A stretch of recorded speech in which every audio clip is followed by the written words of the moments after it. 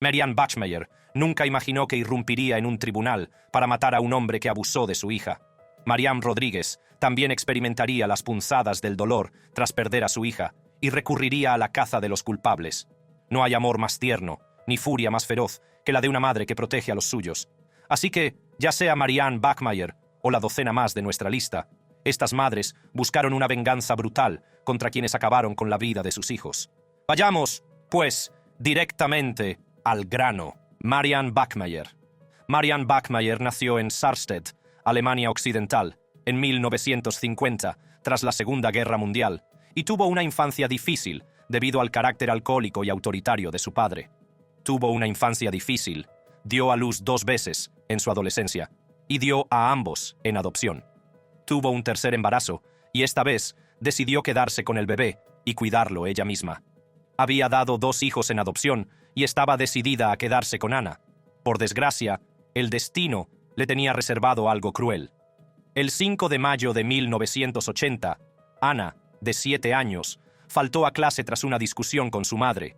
Fue secuestrada por Klaus Grabowski, un carnicero de 35 años, que la agredió sexualmente y la estranguló con las medias de su prometida. Grabowski fue detenido después de que su prometida lo delatara. Afirmó que Anna intentó extorsionarle, lo que le llevó a matarla por miedo a volver a la cárcel. Esta declaración fue la que provocó el arrebato de Marianne Bachmeier el 6 de marzo de 1981. Durante el juicio de Grabowski, Marianne introdujo una Beretta 70 en la sala y le disparó mortalmente, metiéndole 6 balas en el cuerpo. Fue detenida mientras decía: «Lo hice por ti, Anna». El caso atrajo una amplia cobertura mediática, la atención del público y el debate sobre si la venganza fue un acto de justicia bien servido o un peligroso activismo. Marianne Bachmeier solo fue declarada culpable de homicidio y posesión no autorizada de un arma de fuego el 2 de marzo de 1983. Se le impuso una condena de 6 años, pero fue puesta en libertad condicional a los 3 años de cumplirla. Mientras que esta madre lo tuvo fácil, la búsqueda de justicia de la siguiente se tornó trágica. Danielle Harris. En marzo de 2020, Antonio Harley, de 22 años, abusó sexualmente de la hija de 12 años de Harris. El descubrimiento sacudió el mundo de Harris y comenzó una devastadora cadena de acontecimientos. Danielle Harris, una madre de Georgia de 42 años, estaba conmocionada y le costaba creer que le hubieran hecho algo tan cruel a su hija. Denunció el hecho a la policía y aunque ésta prometió investigar, Harris no quedó satisfecha. La policía advirtió a Harris que no se dejara llevar por su ira, pero las advertencias cayeron en saco roto. La madre estaba dolida y enfadada. Con la ayuda de un grupo de amigos, fue a casa de Harley para enfrentarse a él. La discusión no tardó en acalorarse. En medio del caos, alguien del grupo de Harris disparó a Harley en el pecho a través de la puerta. El hermano de Harley, que estaba en el piso, devolvió el disparo para protegerse e hirió mortalmente a Juan Newkirk, de 19 años, que estaba en el grupo de Harris. Danielle Harris fue acusada de asesinato con agravantes, agresión con agravantes, planificación de una agresión con agravantes y tenencia de un arma de fuego. Aunque fue condenada a cadena perpetua con posibilidad de libertad condicional, la siguiente madre de nuestra lista no tuvo que pasar por todo esto, pero nunca volvió a ser la misma. Doreen Lawrence. Doreen Lawrence es una activista británico-jamaicana cuya vida cambió profundamente tras el asesinato de su hijo, Stephen Lawrence. El 22 de abril de 1993, una banda de jóvenes blancos atacó brutalmente y mató a Stephen Lawrence, un estudiante de 18 años que esperaba el autobús en Eltham, al sureste de Londres. El caso entraría en un agujero negro de investigación durante 20 años, antes de que los asesinos de Stephen fueran finalmente llevados ante la justicia. Gary Dobson, de 47 años, y David Norris, de 46, fueron finalmente declarados culpables del asesinato de Stephen en 2012. Sin embargo, 3 sospechosos, Jamie y Nila Kurt, así como Luke Knight, siguen en libertad. Neville Lawrence, el padre de Stephen, ha perdonado oficialmente a los asesinos como una forma de sanar, pero Doreen sigue firme en su postura de que las personas solo deben ser perdonadas si admiten que hicieron mal. En una entrevista reciente, con motivo del 30º aniversario de la muerte de Stephen, habló de la lucha por la justicia que aún continúa. La baronesa Lawrence ha abogado incansablemente por la justicia, fundando el Stephen Lawrence Charitable Trust y trabajando para mejorar las relaciones comunitarias y la actuación policial. A pesar de estos esfuerzos, cree que la verdadera justicia para su hijo sigue siendo difícil de alcanzar. Además de su labor de campaña, Doreen Lawrence ha desempeñado diversas funciones públicas y políticas, entre ellas la fundación del Premio Stephen Lawrence para jóvenes arquitectos y el cargo de asesora del Partido Laborista en materia de relaciones raciales. El Día de Stephen Lawrence se oficializó el 22 de abril de 2018 como fiesta nacional para honrar su vida y difundir su memoria a través de la Fundación Día de Stephen Lawrence. Con su nuevo lema, Ordinary Extraordinary, la campaña quiere inspirar a personas y grupos a ayudar a niños desfavorecidos. A diferencia de Doreen Lawrence, el siguiente caso de nuestra lista sufrió en carne propia a su agresor y se aseguró de que recibiera su merecido. Mary Vincent. La historia de Mary Vincent es la de una extraordinaria supervivencia y una poderosa defensa. Mary Vincent nació en 1963 y creció en Las Vegas, siendo una de 7 hermanos. Sus primeros años de vida estuvieron marcados por las luchas familiares, lo que la llevó a abandonar su hogar y hacer autostop hasta la casa de su abuelo en Berkeley, California. En septiembre de 1978, mientras intentaba regresar a Los Ángeles, Vincent aceptó que le llevara a Lawrence Singleton. Lo que empezó como un viaje aparentemente normal se convirtió en una pesadilla. Singleton, que tenía un historial de comportamiento violento, atacó brutalmente a Vincent. La dejó inconsciente, la agredió sexualmente y le cortó ambos brazos con un hacha. Luego la arrojó por un acantilado y la dio por muerta. Vincent sobrevivió milagrosamente a la caída y consiguió subir al acantilado, aunque estaba gravemente herida. Se puso barro en las heridas para detener la sangre y gritó pidiendo ayuda, que llegó desde un coche que pasaba. Vincent colaboró con la policía en el hospital para hacer un retrato robot de su agresor. Este dibujo fue muy importante para atrapar y condenar a Singleton. También testificó ante el tribunal, lo que condujo a la primera condena de 14 años de Singleton. Aunque hubo muchas protestas, Singleton salió de la cárcel tras solo 8 años. En 1997 mató a otra mujer y Vincent volvió a testificar contra él. Después de eso, Singleton fue condenado a muerte, pero murió de cáncer en 2001 mientras estaba en el corredor de la muerte. A diferencia de Mary, la vida de la siguiente madre cambió drásticamente tras la muerte de su hijo. Patricia Stallings. Patricia Stallings era una madre de St. Louis, Missouri, cuya vida dio un giro devastador el 9 de julio de 1989. Su hijo pequeño, Ryan, sufría problemas gástricos crónicos desde su nacimiento. Aquel fatídico día, Patricia lo llevó rápidamente al hospital, donde su estado se volvió crítico, con respiración dificultosa y vómitos incontrolables. La situación se agravó cuando las pruebas médicas indicaron que Ryan tenía altos niveles de etilenglicol en la sangre, lo que indicaba una posible intoxicación por anticongelante. Las autoridades, que sospechaban que se trataba de un crimen, se centraron rápidamente en Patricia. A pesar de sus desesperados intentos por comprender lo que estaba ocurriendo, la policía la sorprendió con sus sospechas inmediatas. La aislaron de su marido y vigilaron todos sus movimientos. El estado de Ryan mejoró al cabo de 12 días, pero no le permitieron volver a la custodia de sus padres. Unos meses más tarde, los síntomas reaparecieron y acusaron a Patricia de envenenarlo. El 7 de septiembre de 1989, Ryan murió y Patricia fue acusada de asesinato en primer grado. Patricia estaba embarazada cuando fue detenida y tuvo a David Jr. mientras esperaba el juicio. David Jr. pronto mostró síntomas similares a los de Ryan. Los profesionales médicos diagnosticaron entonces al pequeño acidemia metilmalónica, AMM. En marzo de 1991 fue condenada por asesinato en primer grado.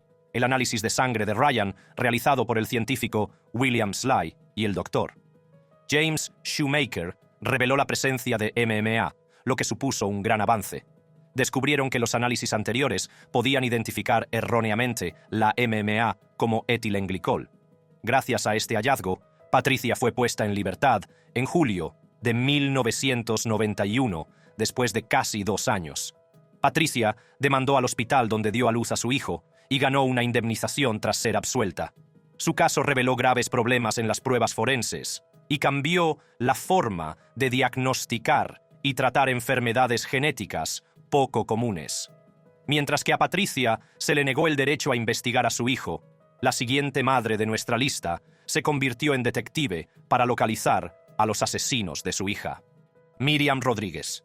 Miriam Rodríguez Martínez, nacida el 5 de febrero de 1960 en San Fernando, Tamaulipas, México, vivió una tragedia que ningún padre debería soportar. Su hija, Karen Alejandra Salinas Rodríguez, fue secuestrada por miembros del famoso cártel de los Zetas en 2012. A pesar de pagar un rescate, Karen nunca regresó a casa. 2 años después, los restos de Karen fueron descubiertos, confirmando los peores temores de Miriam. Impulsada por el dolor y un inquebrantable deseo de justicia, Miriam se embarcó en una peligrosa misión para localizar a los asesinos de su hija. Llevó a cabo sus investigaciones, a menudo disfrazándose y utilizando varios alias para reunir información. Su dedicación dio sus frutos y condujo a la captura de 10 personas implicadas en el secuestro y asesinato de Karen. A pesar de sus éxitos, la cruzada de Miriam la convirtió en un objetivo. El 10 de mayo de 2017, Día de la Madre en México, hombres armados irrumpieron en su casa y le dispararon 12 veces. Murió de camino al hospital. El asesinato de Miriam causó conmoción en México y desencadenó protestas para exigir una mejor protección de los defensores de los derechos humanos. La siguiente en nuestra lista es una madre que tuvo tan mala suerte como Mariam. Sharon Beshenivsky. Sharon Beshenivsky, dedicada a agente de la policía de West Yorkshire, tenía 38 años cuando fue asesinada a tiros mientras respondía a un atraco en la agencia de viajes Universal Express de Bradford en noviembre de 2005. No era un día cualquiera para su familia, era el 4º cumpleaños de su hija Lydia. Cuando Sharon llegó al lugar con su colega, fue recibida a tiros. El cerebro del robo, Pirandita Khan, junto con otros 6 hombres, orquestó el atraco que causó la muerte de Sharon. Khan, que huyó a Pakistán poco después del incidente, consiguió eludir su captura durante casi 2 décadas. No fue hasta 2020 cuando las autoridades pakistaníes lo detuvieron, y fue extraditado al Reino Unido en 2023. En abril de 2024, Khan fue finalmente condenado por el asesinato de Sharon, dando una apariencia de cierre a un caso que había atormentado a su familia y colegas durante años. Khan ya había admitido el robo, pero negó el asesinato. Sin embargo, fue declarado culpable de ambos, así como de 2 cargos de posesión de un arma de fuego con intención de poner en peligro la vida y 2 cargos de posesión de un arma prohibida. La sentencia de Khan, prevista para mayo de 2024, marca el final de un largo y doloroso camino para la familia de Sharon. La historia de Sharon Beshenivsky es un testimonio de los peligros a los que se enfrentan los agentes de policía y del profundo impacto que su pérdida tiene en sus familias. Su valentía y dedicación al deber son recordadas por quienes la querían y por la comunidad a la que servía. Si cree que eso es todo, espere a oír que la siguiente en nuestra lista es una madre cuya búsqueda de justicia se extiende a lo largo de 18 años. Terry Probin. Philip y Nancy Garrido secuestraron a Jaycee Dugard, que entonces tenía 11 años, mientras se dirigía a la parada del autobús escolar en South Lake Tahoe, California, el 10 de junio de 1991. Este suceso traumatizó a su madre, Terry Probin.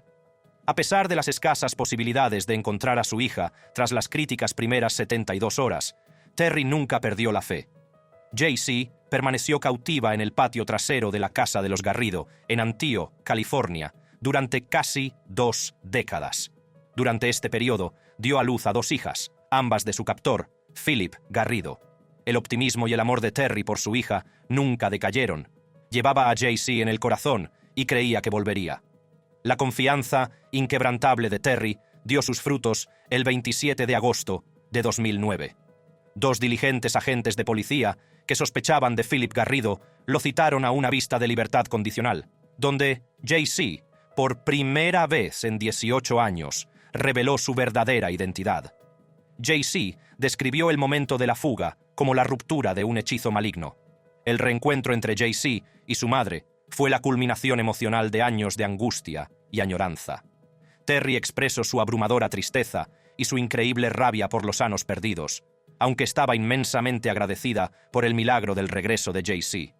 En sus memorias, Una vida robada, Jaycee cuenta la alegría de ver a la madre que creía haber perdido para siempre. Philip Garrido, violador convicto, fue condenado a 431 años de prisión por sus atroces crímenes, mientras que su esposa, Nancy, recibió una pena de 36 años. Su condena supuso una cierta medida de justicia para Jaycee y su familia, aunque las cicatrices del pasado siempre permanecerían. Jaycee, que ahora vive en un lugar no revelado con sus 2 hijas, se centra en criar a sus hijos y reconstruir su vida. Al igual que otras madres de nuestra lista, la siguiente no es diferente, ya que su equivocada intuición la lleva a la cárcel.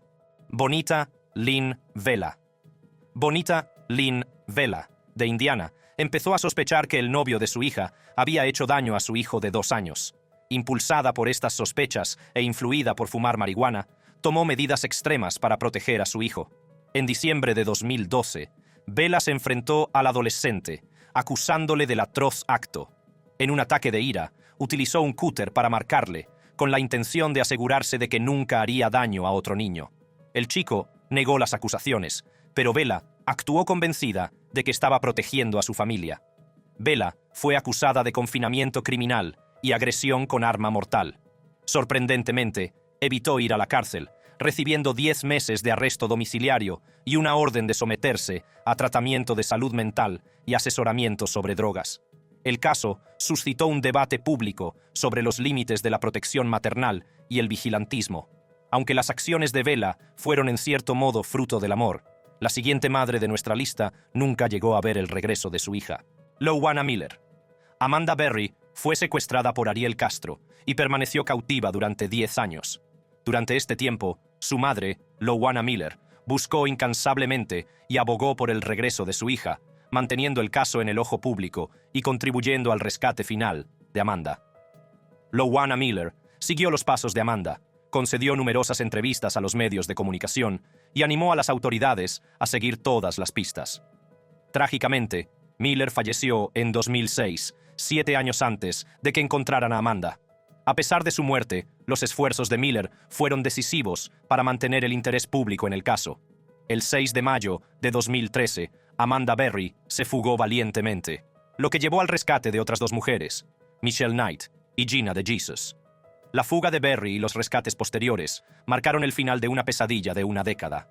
Por desgracia, su madre, que tanto luchó por su regreso, no estuvo allí para presenciar el feliz reencuentro. Para entender a la siguiente madre de nuestra lista, primero debemos reconocer el increíble viaje de autodescubrimiento y el impacto de su secuestro en su vida y su familia. Carlina White. Carlina White fue secuestrada cuando era un bebé en el Harlem Hospital Center en 1987 por Ann Petway, una mujer que deseaba desesperadamente tener un hijo tras varios abortos.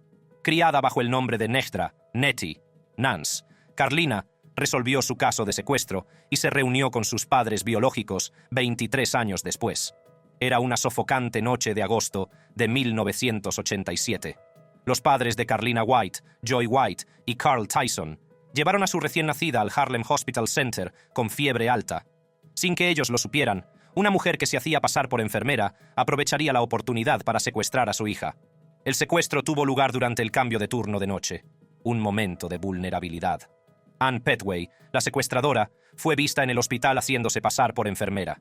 Se apoderó de Carlina, de solo 19 días de edad, mientras recibía tratamiento, le quitó la vía intravenosa y ocultó su nombre. Ann Petway trasladó a Carlina a Bridgeport, Connecticut, donde la crió como Nejdra, Nettie, Nance. La vida de Nettie se vio marcada por los problemas legales de Petway y la revelación de su verdadera identidad. De adolescente, Nettie empezó a sospechar cada vez más de sus orígenes. Nettie descubrió, en 2005, estando embarazada, que el certificado de nacimiento expedido por Petway era falso. Esto la impulsó a buscar su verdadera identidad y, en 2011, se reconoció entre las fotografías de niños desaparecidos proporcionadas por el Centro Nacional para Niños Desaparecidos y Explotados. Las pruebas de ADN demostraron que Nettie era en realidad Carlina White. El reencuentro con sus padres biológicos, Joy White y Carl Tyson, fue agridulce y estuvo cargado de obstáculos, incluida una disputa judicial sobre los pagos de la indemnización hospitalaria. Ann Petway fue finalmente detenida y condenada a 12 años de prisión por secuestro. El caso no solo pone de relieve la resistencia de Carlina White, sino también el impacto que este tipo de delitos tiene en todos los implicados, a diferencia de la siguiente madre de nuestra lista, que se tomó la justicia por su mano. Elena Starr Nessler. Elena Starr Nessler, también conocida como Ellie, luchaba por mantener a su familia en 1988. A los 36 años, Ellie hacía malabarismos con varios trabajos mal pagados y períodos en la asistencia social, esforzándose por mantener a sus hijos. Durante el día era una madre abnegada, pero por la noche afloraba su lado más salvaje, alimentado por su relación con la comunidad motera y su adicción a la metanfetamina. Ese mismo año, Daniel Driver, de 31 años, solicitó trabajo como pinche de cocina en un campamento de verano cristiano para niños. Driver tenía una historia turbia que ocultó al personal del campamento de verano. Había sido detenido por pederastia y había salido de la cárcel en libertad condicional después de que varios miembros de su iglesia enviaran cartas al juez avalando su carácter. Tras salir de la cárcel y sin que se conocieran sus antecedentes penales, Driver consiguió el puesto que acabaría siendo el escenario de su siguiente delito. Varios niños se inscribieron en el campamento de verano, y entre ellos estaba Willie, el hijo de Elena, de 7 años. Elena esperaba que su hijo viviera una experiencia segura y enriquecedora, pero lo había enviado directamente a las manos de un depredador senil. El conductor apuntó a Willie, lo agredió y amenazó con matarlo a él y a su familia si revelaba el ataque. El trauma afectó gravemente a Willie emocionalmente, dejándole marcado de por vida. Cuando el chico regresó del campamento, sus familiares notaron un cambio evidente en él. Unos meses después, durante una fiesta de pijamas en casa de una tía, Willie reveló por fin que Driver le había hecho cosas desagradables. La confesión destrozó el mundo de Ellie, lo que la llevó a investigar más a fondo y se enteró de que su hijo no era la única víctima de Driver. Otros 3 chicos del campamento también presentaron acusaciones similares. En 1989, Daniel Driver fue detenido en Palo Alto por robo, pero regresó al condado de Tuolumne para enfrentarse a los cargos por abusos sexuales a los niños. A pesar de la gravedad de los delitos, el proceso judicial parecía lento e incierto, lo que más tarde provocaría la acción de Ellie, que temía que no se hiciera justicia. El 2 de abril de 1993, Elena entró en la sala del tribunal de Jamestown, donde se celebraba el juicio, y disparó 5 veces a Driver, matándolo en el acto. Este espeluznante acto de justiciero provocó un debate nacional sobre la justicia y la protección de los padres. Al principio, contó con la simpatía de la opinión pública, pero tras revelarse que había actuado bajo los efectos de la metanfetamina, perdió casi toda su simpatía. Fue acusada de asesinato y pasó más de 3 años en prisión antes de declararse culpable de homicidio voluntario. Fue condenada a 10 años de prisión, pero liberada al cabo de 3 años. Aunque el caso de Elena fue bastante confuso, la siguiente madre de nuestra lista es una historia de profundos malentendidos por sí sola. Lupe Mercado. Lupe Mercado y su marido, Barry Gilton, atravesaban uno de los problemas más difíciles de la paternidad, la fase adolescente de sus hijos. Su hija de 17 años se había marchado de casa y se había ido a vivir con su novio, Calvin Sneed, de 22 años. Para colmo, Sneed era un matón y un proxeneta. Explotaba a su hija y la adolescente aparecía en anuncios sexuales de Los Ángeles. Los desesperados padres habían intentado en varias ocasiones que su hija dejara a Sneed, pero no tenían buenas relaciones con ella y no les hacía caso. Los procedimientos legales para hacerlo serían en vano, ya que las chicas que son proxenetas rara vez salen del ciclo. Frustrados, recurrieron a la justicia. El 4 de junio, hacia las 2 de la madrugada, Sneed se dirigía a recoger a la hija de Mercado en el distrito Bayview de San Francisco. Mientras conducía para encontrarse con ella en el cruce entre Jennings Court y Mead Avenue, un todoterreno plateado se acercó a su ventanilla y abrió fuego contra él. Sneed perdió el control de su coche y se estrelló contra una furgoneta que estaba en la calle. Una bala del calibre 40 le había aplastado el globo ocular izquierdo y le había atravesado la frente. Las investigaciones policiales revelarían más tarde que Lupe Mercado y Barry Gilton habían ayudado a una banda local a asesinar a Calvin Sneed como venganza por haber convertido a su hija en trabajadora sexual. El primo de Gilton, Antonio, y otro gángster local, Alfonso Williams, habían llevado a cabo el tiroteo. Ambos fueron detenidos tras el asesinato y condenados a 22 y 25 años de prisión, respectivamente. Lupe Mercado fue absuelta de asesinato, pero acusada de complicidad en asesinato y se enfrenta a 15 años si es declarada culpable. Su marido, Gilton, también fue absuelto de asesinato, pero acusado de asociación ilícita para asesinar a Sneed y podría ser condenado a cadena perpetua si es declarado culpable. El destino de Lupe es incierto, pero no el de la siguiente madre de nuestra lista, que intentó vengar al asesino de su hijo, pero acabó haciendo daño al hombre equivocado. Barbara Graham. La historia de Barbara Graham es un conmovedor retrato de la profunda angustia de una madre que desemboca en hechos desastrosos. El caso se centra en el desesperado intento de Graham por vengar la pérdida de su hijo, de 4 años, que finalmente se saldó con un tiroteo injusto.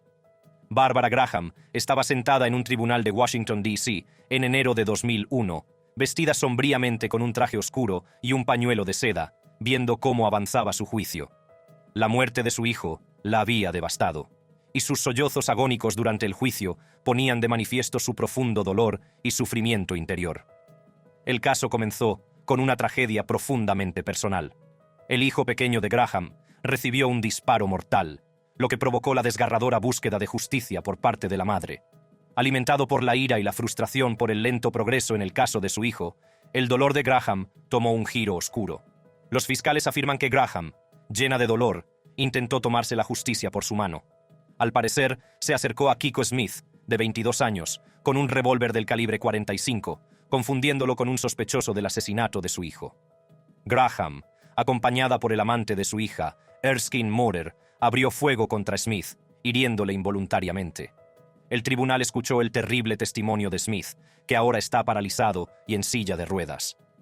Recordó la confusión del tiroteo y cómo Graham y Moore le dispararon por error. A pesar de sus terribles heridas y de la parálisis que acabó sufriendo, el testimonio de Smith fue vital en el juicio. Graham recibió un apoyo desigual. Aunque algunos, incluidos miembros de la Marcha del Millón de Madres, la apoyaron, su caso demostró las devastadoras consecuencias de un dolor no resuelto y los extremos a los que puede llegar la gente cuando se siente decepcionada por el sistema judicial. Aunque Graham actuó como una entidad única, el último caso de nuestra lista tiene su origen en los barrios marginales de la India, en esas calles donde la justicia de la jungla se servía a sangre fría. Madres de Kasturba Nagar. Los sucesos acaecidos en la barriada de Kasturba Nagar, en Nagpur, India, el 13 de agosto de 2004, revelan un dramático episodio de justicia por mano propia que conmocionó a la nación. Aku Yadav, conocido gángster y violador, llevaba mucho tiempo aterrorizando a los habitantes de Kasturba Nagar. La violencia y las agresiones sexuales de Yadav se cebaron con las mujeres de la barriada, con informes de horribles ataques y violaciones en grupo. Su impunidad se debía a una mezcla de corrupción local y negligencia sistémica. Las acciones de Yadav provocaron una respuesta enérgica y unida. Cuando compareció ante el tribunal, un numeroso grupo de unas 200 mujeres de Kasturba Nagar, portando piedras, cuchillos de cocina y polvo de chile, entraron por la fuerza en el juzgado. Yadav tuvo un trágico final al ser atacado violentamente en la sala del tribunal, sufriendo numerosas puñaladas y mutilaciones. A pesar de la gravedad del crimen, la reacción al asesinato de Yadav fue controvertida.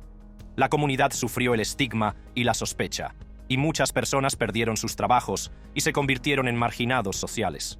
En las secuelas judiciales, el acusado fue absuelto por testimonios poco fiables y vicios de procedimiento, lo que refleja mayores dificultades dentro del sistema legal. Estas historias demuestran hasta dónde pueden llegar las madres para proteger a sus hijos. Su suave afecto puede desencadenar una furia fanática que no conoce límites, e irán hasta donde sea para garantizar la justicia para aquellos a los que quieren. Gracias por verlo. Si este vídeo te ha parecido interesante e informativo, no dejes de ver otros vídeos similares e increíbles en la pantalla. Gracias de nuevo por verlo. Nos vemos en el próximo vídeo.